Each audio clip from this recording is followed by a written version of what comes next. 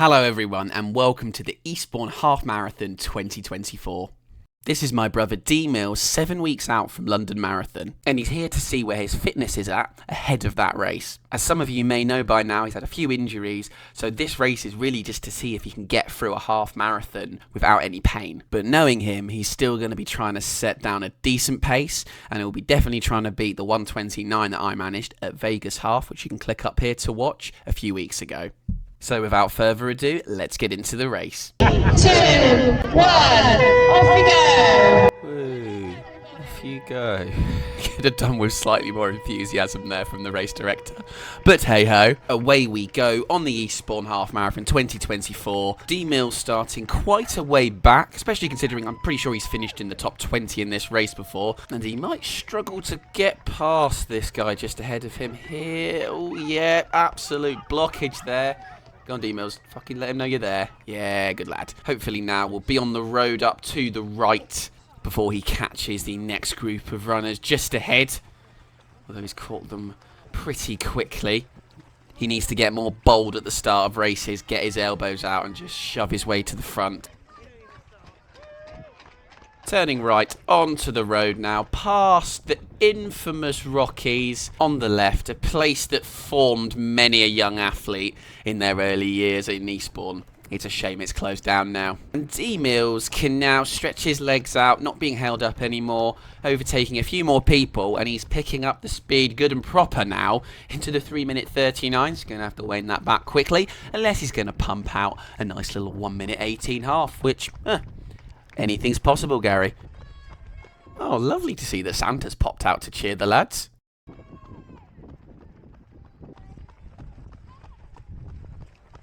D Mills still feeling pretty good at this early stage, in the mid 340s. The privilege of being able to run on these closed roads in Eastbourne seafront really driving him on at the moment. Just before 1 kilometre though, and he's settled down into a more sensible speed, around 4-minute flat kilometres. And as we go across the 1k, it's a 4:03, not far off the pace for his current PB, which was a 1:23:15. He did at London Landmarks in 2023, which was about 3:57 kilometres. His current pace would put him on for about a 1:25 half, which I think would be a very good effort considering he's only managed to do easy runs really, but that has allowed him to get into the low 18s once more in the 5Ks, only about 30 or 40 seconds off his 5K PB. But you can't really fake fitness overall, I'd say, in a half compared to a 5K, so we'll see how D Mills gets on in the next 20 kilometres. Halfway through the 2nd kilometre and he's still ticking over around 4 flat pace, just breaking below now. So he must be feeling pretty good at this point. 1.5k in, if he wasn't feeling good, he would have stepped back a little bit, I imagine, as this is pretty much PP pace. As we approach the first mile just up there, little glance down at the watch, as I imagine he's running off field basically at the moment, and he's probably pleasantly surprised that he's turning over where he is at the moment, going quicker than PB speed along the seafront. Pretty nice day. Eastbourne Pier in the background, and the 1 mile speed is in 6 minutes and 30 seconds. Pretty reasonable.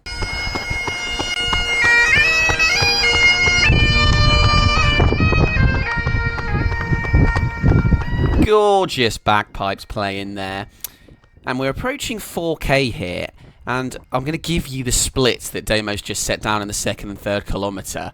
Prepare yourselves, it's a little bit naughty. In the 2nd kilometre, a 3:54, 3rd kilometre, a 3:56. 4th kilometre he just went through a 4:09, a little bit slower, but you might have noticed at the top right, we're starting to go uphill now. And I think I know what's happened that set Damo off at this quite exhilarating speed. The guy in the purple top that was maybe 10 metres ahead of him at the mile point, I don't know if D Mills maybe knew who he was, but knowing how competitive he is, there's potential he knows that he usually beats him, and he was like, well, I'm just going to close on the back of you, because there's no chance you're getting me today, even though my fitness is not where it used to be.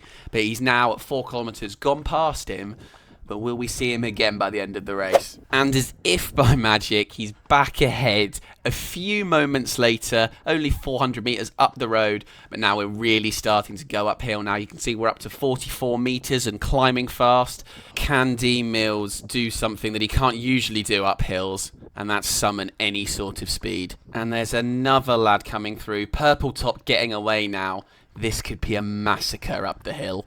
Well, at least he's managed to overtake someone walking up the hill.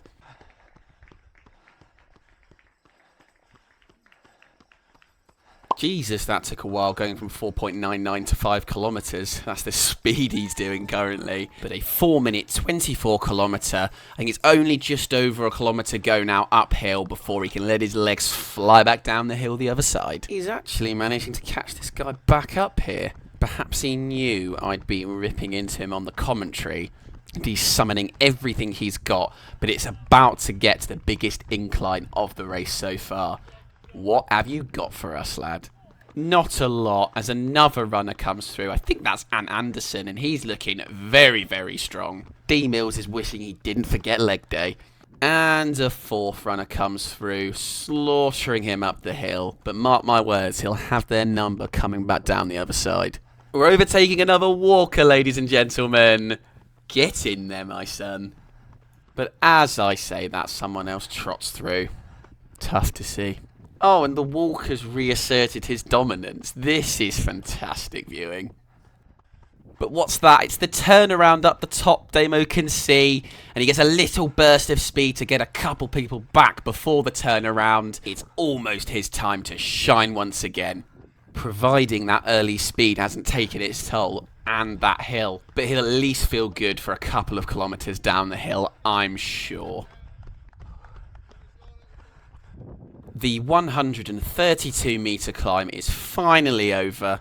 Can he start trying to make up some of those positions that he lost as the guy just ahead flexes those arms out? Doesn't want to feel too stiff after the hill.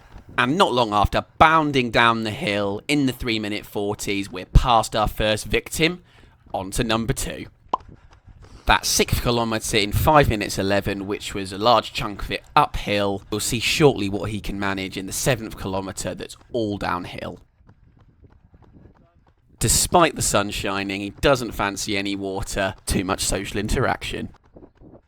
Flying down the hill, still in the early 3 minute 40s here. I remember from doing this race last year, I was fully out of control coming down here. I couldn't stop if I wanted to. It looks like D Mills isn't making any massive inroads on the next lot ahead, but there's still 2/3 of the race to go.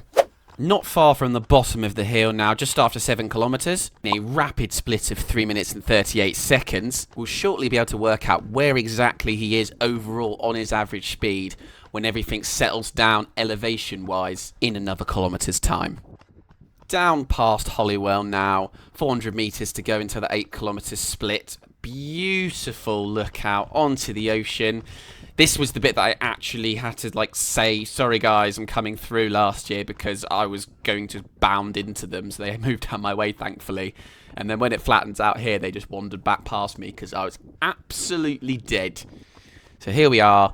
Now it's flat for the rest of the race, the next 14 kilometres or so. As we skip to just past the 9th kilometre, I'll put those last 2 splits up now. A 3 minutes 40 to 8th kilometre, but the interesting one is that the first fully flat one was a 3 minute 58, which means that he's still feeling very good at this point, and that's a very quick time. That is just a tiny bit slower than his 1:23 pace, PB. He went through 8 kilometres in an accumulative time of 33 minutes and 2 seconds, which is about 4 minutes 06 pace. Obviously that massive hill slowing him down somewhat, but can he start to reel in and bring down that average pace over the next few kilometres or so without really burning himself out?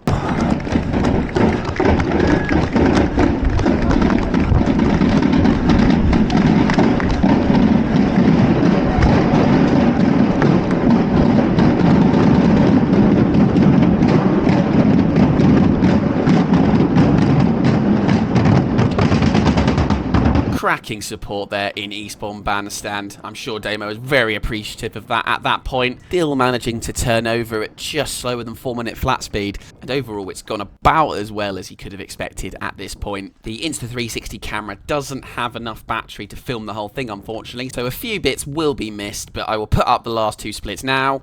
3-minute 57 and a 4-minute flat. He's still going really, really well. I'm surprised how much he's able to keep this speed at this point, given where I thought his fitness was.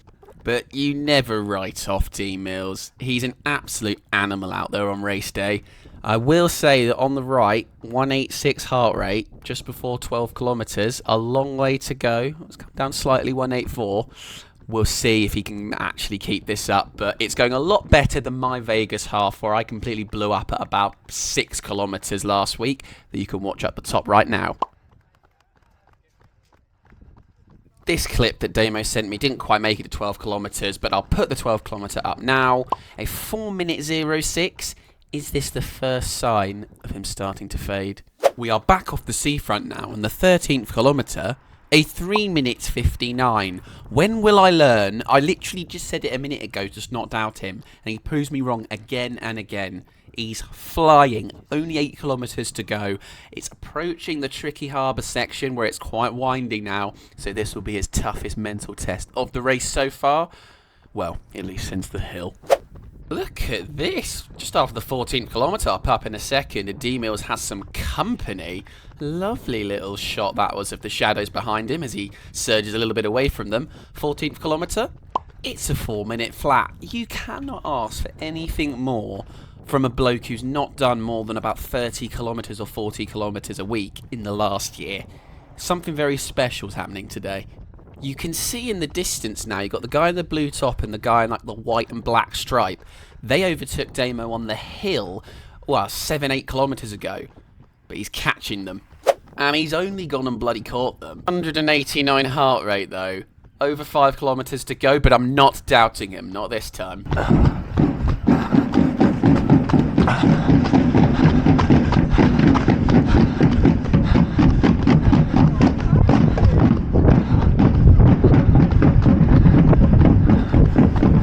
He might be able to afford one of those boats on the right if he keeps up at this speed. Again, we miss out the next split, but I'll put it up now. And it's another 4-minute flat. He's honed in on that speed, and that's what you need to do at this point, and he's just ticking them off one by one. Now we're just before the 16 kilometre mark, just about to turn right into the really windy, tough harbour section, where if you are lacking, you will be found out. Again, the footage doesn't quite capture the point where we get to 16 kilometres, so I'll put it up now. A 3 minutes 59 seconds. He's picking it up slightly. Not too far to go. He's potentially on for a 1 hour 24 or 5 here. It's really, really good going.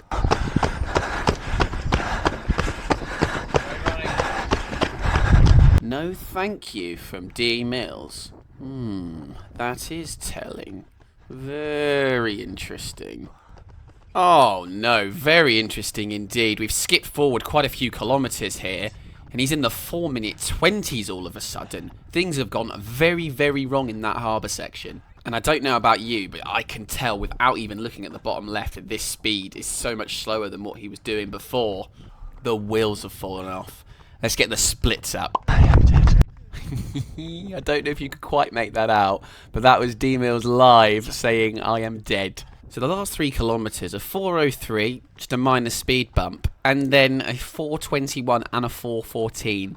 Not a car crash, but it's so unusual for him not to be able to pick it up in the back end of a race. But as I said earlier, it's maybe unsurprising given his lack of training that for the first 16 kilometres he was pretty much at PB speed, slightly slower but close, and hasn't quite been able to hold on. But as long as he doesn't really capitulate, it still should be a pretty respectable time. 5 kilometres split a 4 minutes 21, and that was all up the seafront where it's straight and not horrible and twisty like in the harbour again. So there's little left in the tank, but it's only a kilometre to go now. He's just got to slowly crawl himself home. I bet he was a huge fan of that small child running across him. Come on, Eastbourne. Do better. And we're back where it all began. Rocky's on the right. He has to go all the way round underneath the underpass and come back on himself. Caught me out last year. I thought you went straight into the park on the left where the most of those spectators are, but you have to go a little bit further. Oh, even when someone's overtaking him and he's absolutely buggered, he's wishing them well done. It was just the one time he didn't say a thank you, but we can forgive him for that. And as you can see, the guy ahead was a little bit unsure if he was going straight into the park. He's not. He's got to go a little bit further forward and come back on himself. Does Damo have anything left for a kick to try and get this guy back? It would be quite funny if after saying well done, he managed to outkick him at the end.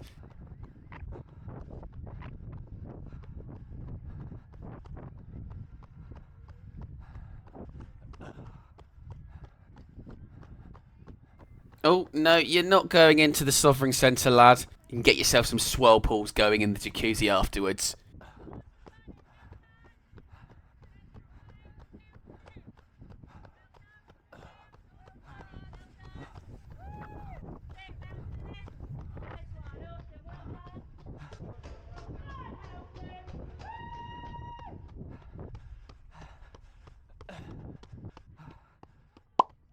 The final full kilometre split, a 4:15. He's been able to pick it up just ever so slightly, but that guy just ahead absolutely bolted him, leaving him for dead. Into the park now, finally. Not long to go, 100 metres or so. Come on, D-Mills, you can pick this up, surely. Get yourself into those mid-330s. Yeah, you're picking the speed up now. Outside chance if you've got something special that you can catch that guy ahead. Into the 320s now. Come on, Damo. I want 3 flats. Hit those fucking 3 flats, you dirty little rascal. This is not what I expect from a master of a finish. What have I just witnessed? That is the most disgusting thing I've ever seen in the history of running. Wow. Just had to take a few minutes away from the commentary box to process what I just witnessed. I think I'm ready to talk about the race now. 23rd position for D-Mills in 1 hour 27 and 14 seconds, which I'm sure overall he's pretty happy with, even though at the time I'm sure he was pretty disappointed, as I think he was on for at least a 1 hour 25, maybe a 1 hour 24 if he could have kicked at the end. You may also notice that the person Sam Brown ahead of Damo is sort of 30 seconds ahead, and the guy ahead of Damo didn't look that far ahead. And that's because this is based on chip time. And the guy ahead that did whatever that was actually beaten by D-Mills on chip time, which is, tastes fantastic. Up the D-Mills.